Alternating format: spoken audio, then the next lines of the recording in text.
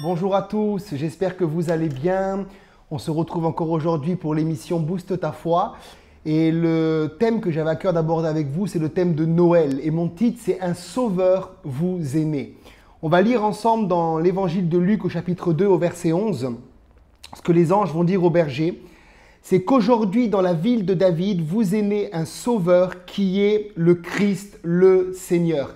Et j'aimerais dire que Noël, c'est une bonne nouvelle. Un sauveur nous est né. Et Noël, pour moi, c'est ce que j'appelle l'accomplissement des prophéties bibliques. Beaucoup de croyants, je sais, dans les milieux chrétiens, n'aiment pas forcément fêter la fête de Noël ou parler de cette fête. Mais je crois que c'est une fête extraordinaire où pour nous, c'est le moment de nous rappeler que Jésus est venu au monde un jour. Un sauveur vous est né. Alors je sais qu'on n'a pas forcément besoin de fêter Noël pour se rappeler qu'il est venu, mais je pense que c'est bien qu'il y ait au moins une date dans l'année officielle, même si on sait que ce n'est pas vraiment la vraie date, où toute la terre entière, le monde entier se rappelle qu'il est venu. Et nous devons surfer sur cette vague pour annoncer la bonne nouvelle de l'évangile. Noël, c'est la fête, c'est l'accomplissement des prophéties. Et il y a tellement de prophéties qui se sont accomplies autour de la naissance de Jésus. Par exemple, dans le livre de Michée au chapitre 5 au verset 1, le prophète dira « Et toi, Bethléem, Ephrata, petite entre les milliers de Juda, de toi sortira pour moi celui qui dominera sur Israël et dont les issues sont dès les temps anciens, dès les jours de l'éternité. » C'est une prophétie qui s'est accomplie au travers de la naissance de Jésus, au travers de Noël, la nativité. Et cette prophétie a été donnée par le prophète à peu près 680 ans avant la naissance de Jésus. C'est extraordinaire. Ésaïe également, 700 ans avant Jésus, va prophétiser Noël. Il va parler de la venue de Jésus. Et il dira dans Ésaïe chapitre 9 au verset 6, « Car un enfant nous est né, un fils nous est donné. » Et la domination, le mot domination, ça parle de l'autorité. L'autorité reposera sur son épaule. L'autorité repose sur l'épaule de Jésus. On l'appellera admirable, conseiller, Dieu puissant, Père éternel, prince de paix. Imaginez-vous, 700 ans avant sa venue. Et à Noël, lorsque Jésus vient, cette prophétie alors s'accomplit. Et ça, c'est la fête. Noël, c'est l'accomplissement des prophéties.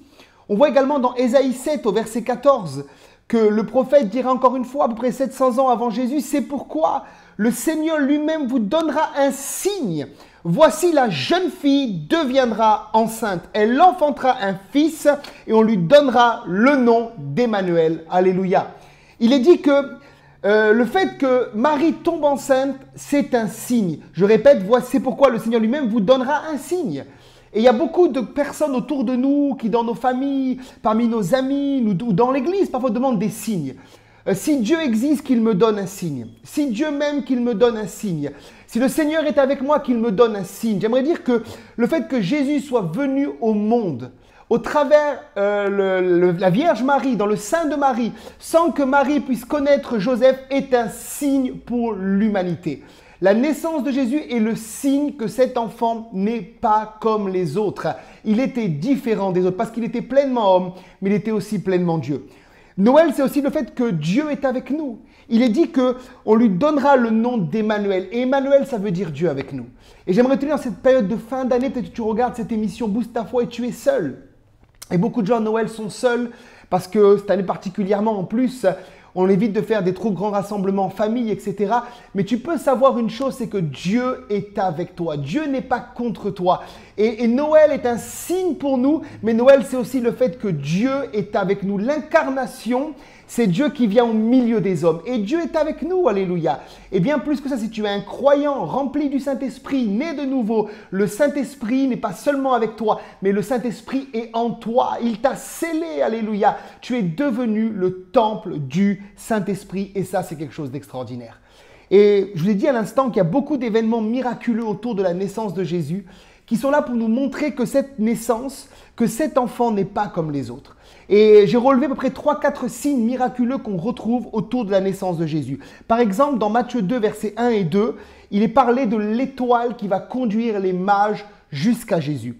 On sait que les mages venaient d'Orient et dans ce texte, il est dit « Jésus étant né à Bethléem en Judée, au temps du roi Hérode, voici des mages d'Orient arrivèrent à Jérusalem et dirent Où est le roi des Juifs qui vient de naître? Car nous avons vu son étoile en arrivant et nous sommes venus pour l'adorer. » Et on sait qu'ils ont suivi une étoile. C'est un signe miraculeux qu'on retrouve autour de la naissance de Jésus. Et ces mages sont venus pour une seule raison, l'adorer. Imaginez-vous tous ces kilomètres. Imaginez-vous toutes ces heures de marche, peut-être à chameau, pour une seule raison, venir adorer un enfant. Pourquoi ils sont venus l'adorer? Parce que cet enfant n'était pas comme les autres enfants. Et on voit qu'ils vont ramener 3 choses lors de leur adoration au pied du Seigneur. Et ces 3 choses sont des actes prophétiques qu'on retrouve à la naissance de Jésus. Ils vont amener premièrement de l'or. Et l'or, on sait que c'est le symbole de la royauté. On amenait au roi toujours de l'or. On ne vient pas auprès d'un roi avec de l'argent, ni avec du plomb, ni avec du fer, mais on vient avec quelque chose de précieux, un matériel qui est précieux. Et l'or, c'est quelque chose de précieux et ça symbolise la royauté. Ils sont venus également avec de la myrrhe. Et la myrrhe, on l'utilisait pour l'huile d'onction. Et à travers la myrrhe, ils sont en train de dire à Jésus, pourtant c'est un enfant, mais ils sont prophétiques, ils voient beaucoup plus loin que l'enfant. Ils voient les 33 ans et demi de ministère que Jésus va avoir sur la terre, où il va marcher parmi les hommes, guérir les malades, chasser les démons, ressusciter les morts, purifier les lépreux. Et à travers cette myrrhe, ils sont en train de dire, tu es loin de Dieu, tu as reçu l'onction. Et on sait que Jésus avait une onction sans mesure. Jésus était pleinement homme, je dis, mais il était aussi pleinement Dieu. Le Saint-Esprit était déjà en lui et après son baptême, il va être revêtu de la puissance de l'Esprit. Donc, ils sont en train de dire, tu es le Messie, tu es loin de Dieu. Parce que le Messie, c'est loin en hébreu. Et la myrrhe était aussi utilisée pour embaumer les corps. Et à travers ça, il y a aussi un signe prophétique. On est en train de dire, cet enfant un jour va mourir. Mais il va mourir pourquoi? Pour le salut de l'humanité, pour ton salut et pour mon salut. Ils vont également amener de l'encens. Et on sait que l'encens était utilisé au temple pour les prières et pour l'adoration. Et l'encens, c'est le symbole de la divinité. L'or, c'est la royauté et l'encens, c'est la divinité. Ils sont en train de dire au Seigneur, tu es le Dieu de toute la terre, tu es Dieu, nous t'adorons, nous faisons monter nos prières, notre adoration vers toi. Et je crois qu'à Noël, c'est bon de le faire. Je vous encourage à travers le repas de Noël à plus que manger la bûche, plus que manger les marrons glacés, plus que manger la viande et passer un bon moment en famille, adorez Jésus. Prenez le temps de l'adorer. Il est Dieu. Alléluia. Dieu s'est fait homme. Un sauveur vous est né. Et je pense que c'est bon de l'adorer à Noël. Tous les ans, dans notre famille, à Noël, avant de commencer le repas, nous lisons le texte et nous l'adorons. Et je t'encourage là où tu es, adore-le, célèbre-le. C'est l'occasion de l'adorer. On voit également un autre signe. On voit qu'il y a des anges qui apparaissent autour de la naissance de Jésus. On trouve ça par exemple chez Joseph. On trouve ça pour Marie. Marie, l'ange va lui annoncer qu'elle va porter un sauveur. Imaginez-vous, vous êtes chez vous en train de préparer la popote et tout d'un coup, un ange vous apparaît. C'est un signe miraculeux. Et l'ange va apparaître aussi au berger. Dans Luc chapitre 1, verset 9, « Et voici un ange du Seigneur leur apparurent, et la gloire du Seigneur resplendir autour d'eux. Ils furent saisis d'une grande frayeur. » Ils ont eu peur. On n'est pas habitué à voir des anges. Il y a des gens qui disent « un ange m'apparaît régulièrement », mais ce n'est pas vrai. Un ange apparaît très rarement dans la Bible. Il apparaît que pour une grande annonce ou un grand événement. Et la naissance de Jésus est le plus grand des événements de tous les temps. Voilà pourquoi il y a autant d'anges qui apparaissent pour Joseph, pour Marie, pour les bergers. C'est quelque chose d'extraordinaire. Alléluia. Et on sait que les bergers vont être prévenus à travers l'ange de la naissance du Seigneur. On voit également qu'il y a des songes, il y a des visions. On sait par exemple que Joseph va vouloir, dans Matthieu chapitre 1, verset 19, diffamer Marie. Parce qu'il ne croyait pas. On a vu que c'est un signe pour l'humanité qu'une vierge devient enceinte et lui, il n'y croyait pas et je le comprends. Si votre épouse vous disait « je suis enceinte par la vertu de l'esprit », vous ne la croirez pas. Parce que c'est impossible, c'est arrivé qu'une fois dans l'humanité, ça n'arrivera jamais 2 fois. C'était pour la naissance de Jésus. Et on sait qu'un ange va lui apparaître et il va recevoir également un songe au verset 20. Comme il y pensait à la diffamer, un ange du Seigneur lui apparut, encore une fois, en songe et dit « Joseph, fils de David, ne crains pas de prendre avec toi Marie, car l'enfant qu'elle a conçu vient du Saint-Esprit. » On voit encore un signe miraculeux. On voit également qu'il y a un autre songe qui va être donné à Joseph en ce qui concerne la fuite en Égypte. Il y avait comme une protection divine sur cet enfant. On va voir que Hérode voulait le tuer et il y avait comme une protection autour de cet enfant parce que cet enfant n'était pas comme les autres enfants. C'était et c'est le Fils de Dieu. Je crois que dans tous les hôpitaux de France, que ce soit à Monaco, à Nice, à Paris, dans toutes les grandes capitales, on n'a jamais vu autant de signes miraculeux autour de la naissance d'un enfant. Quand par exemple le fils de la reine d'Angleterre est né, je me rappelle, il y avait les journalistes à la télévision, on a pris des photos, les paparazzi étaient là, etc. C'était un événement glorieux pour toute l'Angleterre. Quand les fils de la princesse et du prince de Monaco sont nés, c'était la même chose. Il y avait un grand événement dans la principauté. Mais imaginez-vous là, des anges, des songes, une étoile qui brille dans le ciel, des mages qui viennent d'Orient pour adorer. Il y a quelque chose de plus. Et ce quelque chose de plus est là pour nous rappeler que cet enfant est le sauveur du monde. Et c'est ça la bonne nouvelle de Noël. Un sauveur nous est né, un fils nous est donné. Comme j'ai dit tout à l'heure également, on voit autour de la naissance de Jésus une protection particulière. Parce qu'on sait qu'au temps de Jésus, il y avait un roi qui régnait en Israël et ce roi s'appelait Hérode. Et ce roi, les historiens, et Flavius Joseph particulièrement, qui a beaucoup écrit sur cette période en Israël, va dire que ce roi avait un problème, il était complètement paranoïaque. Il voulait éliminer tous ceux qui, pour lui, allaient prendre sa place. Et lorsque les mages sont venus pour adorer l'enfant Jésus, on sait que lui, il va faire tuer tous les enfants de 2 ans et en dessous de 2 ans. Donc Jésus aurait dû mourir. Et sur lui, il y avait une protection particulière. Et à travers cela, il y a un autre signe pour moi. C'est que Satan savait que cet enfant qui venait de naître n'était pas comme les autres enfants, mais c'était un enfant qui était là pour accomplir la prophétie qui avait été donnée dans le jardin lors de la chute de l'homme que nous trouvons en Genèse chapitre 3 au verset 15. Il est écrit là, « Je mettrai inimitié entre toi et la femme, entre ta postérité et sa postérité. » Nous sommes de la postérité de Dieu. Nous sommes de la postérité d'Abraham par la foi. Nous sommes de la postérité de Dieu. Alléluia. Et il est dit là, celle-ci t'écrasera la tête et tu lui blesseras le talon. Et à partir de là, Satan sait que quelqu'un va venir au monde pour lui écraser la tête. Et ça, c'est la bonne nouvelle de Noël aussi. Jésus est venu pour écraser la tête de l'ennemi.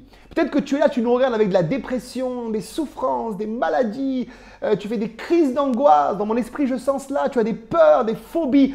J'aimerais te dire que Noël, c'est une bonne nouvelle. Jésus est venu pour détruire les œuvres du diable. Il est venu pour nous racheter de la malédiction de la loi et pour nous racheter de cette nature adamique que nous avions héritée depuis la chute. Il est venu pour écraser la tête à l'ennemi. Et Hérode, sous une inspiration satanique, était là pour détruire cet enfant. Mais il n'a pas pu parce que le plan de Dieu s'accomplit et le plan de Dieu s'accomplira toujours. Regardez l'Ancien Testament, c'est extraordinaire. On voit comment Dieu a préparé la postérité de David. De cette postérité devait sortir le Sauveur. Et on voit combien l'ennemi a frappé de droite, il a frappé de gauche. Il a voulu détruire la nation d'Israël pour que cette prophétie ne s'accomplisse pas. Mais Noël, c'est l'accomplissement de cette prophétie. Voilà pourquoi Noël, nous devons faire la fête. Si tu es un chrétien, tu n'as pas le droit de ne pas fêter Noël, d'être triste dans le chagrin. Parce que Noël, c'est la bonne nouvelle. Un Sauveur nous est né et il a écrasé la tête de l'ennemi. Alléluia. On sait que plus tard, Jésus va vivre. Il va naître dans une étable, mais il va grandir, il va vivre sur la terre des hommes pendant 33 ans et demi. Il va opérer dans un ministère de signes, de miracles, de prodiges. Et à 33 ans et demi, la Bible nous dit qu'il va mourir sur une croix. Et il va être mis ensuite dans le tombeau et les mages l'avaient prophétisé à travers ce qu'ils avaient amené lors de leur adoration. On voit qu'ils ont amené de la myrrhe. Et la myrrhe, j'ai dit, c'était utilisé pour embaumer les corps et Jésus va être mis au tombeau. La Bible dit que le 3e jour, les anges vont annoncer la bonne nouvelle. Ne cherche plus parmi les morts celui qui est vivant. Il va ressusciter. Mais il n'y aurait pas eu la résurrection, il n'y aurait pas eu la crucifixion s'il n'y avait pas eu la naissance de Jésus. Et à cause de cela, nous voulons nous réjouir. J'aimerais prier pour vous qui nous regardez maintenant. Peut-être vous êtes là et vous ne connaissez pas le Seigneur et c'est pour vous l'occasion aujourd'hui d'entendre ce message, d'entendre la bonne nouvelle de l'Évangile et de laisser Dieu vous convaincre que cet enfant qui est né n'est pas comme les autres, mais il est venu pour vous sauver. Si c'était votre cas, j'aimerais vous inviter à fermer vos yeux. J'aimerais prier pour vous maintenant. Mettez la main sur votre cœur. Père, je prie pour tous ceux qui nous regardent, qui vont regarder cette émission et qui ne te connaissent pas parce que Noël, c'est pour nous une bonne nouvelle. Un sauveur nous est né, un fils nous est donné. Et je te prie, Père, que tu puisses entourer ces personnes par tes bras d'amour maintenant et les convaincre que tu es véritablement le Fils de Dieu. Que tu puisses les toucher, leur donner la révélation de ton œuvre glorieuse à la croix, les attirer à toi, Père, et qu'ils puissent te donner leur vie. Si c'est votre cas, dites simplement Seigneur Jésus, en cette période de Noël, je crois que tu es le Fils de Dieu, je crois que tu es mort à la croix pour mes péchés, je te donne ma vie et je te donne mon cœur. J'aimerais prier également un deuxième sujet de prière que le Saint-Esprit met sur mon cœur. Dans mon esprit, je vois des personnes qui sont seules et qui peut-être en cette période de Noël sont troublées parce que vous avez vécu un décès et quelqu'un de votre famille vous manque et lors de ce repas de Noël, ça vous rappelle qu'il n'est plus là. Ou peut-être votre fils, votre fille ne vous parle plus ou il y a des conflits familiaux et j'aimerais prier pour vous pour que la paix de Dieu à Noël soit sur vous, pour que sa grâce vous entoure et que les familles aussi puissent rester unies. Père, je prie pour ceux qui nous regardent maintenant et qui, Seigneur, ont peut-être cette solitude, cette période de fête de fin d'année très particulière avec le Covid. Je prie, Père, que ce Noël soit un Noël particulier. De la même manière que le péché abonde, que ta grâce surabonde, que ta grâce surabonde dans les familles de l'Église, les familles que nous représentons. Père, que ta main soit sur nous, que les familles soient unies, que l'esprit de division soit vaincu au travers ces fêtes de fin d'année. Et je prie pour tous ceux et celles qui sont seuls, pour que Père, tu les entoures, que ta main soit sur eux, que ton esprit soit sur eux, que cette chaleur soit sur eux et que Seigneur, ils puissent expérimenter en ces fêtes de fin d'année réellement, Emmanuel, Dieu avec nous. Au nom de Jésus, j'ai prié. Amen. J'espère que vous avez été bénis par cette émission Booste ta foi. J'invite à partager vraiment cette émission afin que le maximum de personnes puissent entendre le beau message de l'Évangile et la bonne nouvelle de Noël. On se retrouve bientôt à l'émission Booste ta foi. Soyez bénis.